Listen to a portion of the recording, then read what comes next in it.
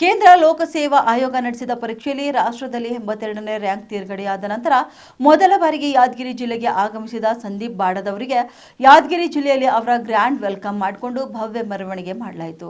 ಯಾದಗಿರಿಯ ವೀರಭದ್ರೇಶ್ವರ ನಗರದ ನಿವಾಸಿ ಸಂದೀಪ್ ಬಾಡದವರು ರಾಜ್ಯದಲ್ಲಿ 2ನೇ ರ್ಯಾಂಕ್ ಸ್ಥಾನ ಗಿಟ್ಟಿಸಿಕೊಂಡರೆ ರಾಷ್ಟ್ರ ಮಟ್ಟದಲ್ಲಿ 82ನೇ ರ್ಯಾಂಕ್ ಗಿಟ್ಟಿಸಿಕೊಂಡು ಯಾದಗಿರಿ ಜಿಲ್ಲೆಗೆ ಕೀರ್ತಿ ತರುವ ಕಾರ್ಯ ಮಾಡಿದ್ದಾರೆ. ಇನ್ನು ಸಂದೀಪ್ ಬಾಡದವರಿಗೆ ಯಾದಗಿರಿಯ ಬಸವೇಶ್ವರ ವೃತ್ತದಿಂದ ಸುಭಾಷ್ ವೃತ್ತದ ಮಾರ್ಗವಾಗಿ ತೆರೆದ ವಾಹನದಲ್ಲಿ ಸ್ನೇಹಿತರು ಹಾಗೂ ಅಭಿಮಾನಿಗಳ ಬಳಗವು ಭವ್ಯ ಮೆರವಣಿಗೆ ಮಾಡಿದರು.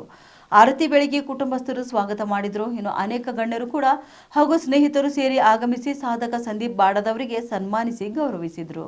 ಅತ್ಯುತ್ತಮ ಸಾಧನೆ ಮಾಡಿ ಇಡೀ ರಾಜ್ಯಕ್ಕೆ ಎರಡನೇ ರ್ಯಾಂಕ್ ತುಂಬ ಖುಷಿ ಆಗ್ತಿದೆ. ಆಮೇಲೆ ನನಗೆ 2 ರ್ಯಾಂಕ್ ಬಂದಿದ್ದರು. ನನ್ನ ಫ್ರೆಂಡ್ ಕಿರಣ್ ಕಮಾಟ ಅಂತ ಹೇಳ್ಬಿಟ್ಟು ಫಸ್ಟ್ ರ್ಯಾಂಕ್ ಬಂದೆ, ಅಂದರೆ ಕರ್ನಾಟಕದಲ್ಲಿ ಫಸ್ಟ್ ರ್ಯಾಂಕ್ ಬಂದಿದ್ದಾರೆ.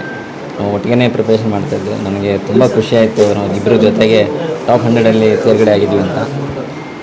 ಆಮೇಲೆ ಫ್ಯಾಮಿಲಿ ಫ್ರೆಂಡ್ಸ್ ಅವರೆಲ್ಲ ಖುಷಿ ನೋಡಿಬಿಟ್ಟು ನನಗೆ ಇನ್ನೂ ಜೀರ್ಣ ಆಗ್ತಾಯಿಲ್ಲ, ಅಷ್ಟು ಖುಷಿಯಾಗಿದೆ.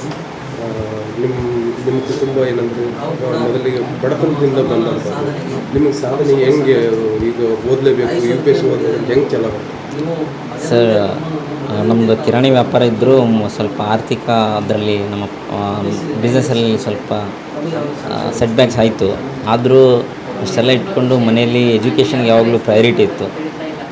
ನೀವು ಬಿಸ್ನೆಸ್ಸಲ್ಲಿ ಲಾಸ್ ಆದರೂ ಪರವಾಗಿಲ್ಲ, ದುಡ್ಡು ಪ್ರೈಮರಿ ಎಜುಕೇಷನ್ಗೆ ಫ್ಲೋ ಆಗ್ತಾಯಿತ್ತು ನಮ್ಮ ಮನೆಯಲ್ಲಿ. ಅದು ನಮಗೆ ಒಂದು ಒಳ್ಳೆ ಎಜುಕೇಷನ್ ಕೊಡಲಿಕ್ಕೆ ಕೊನೆ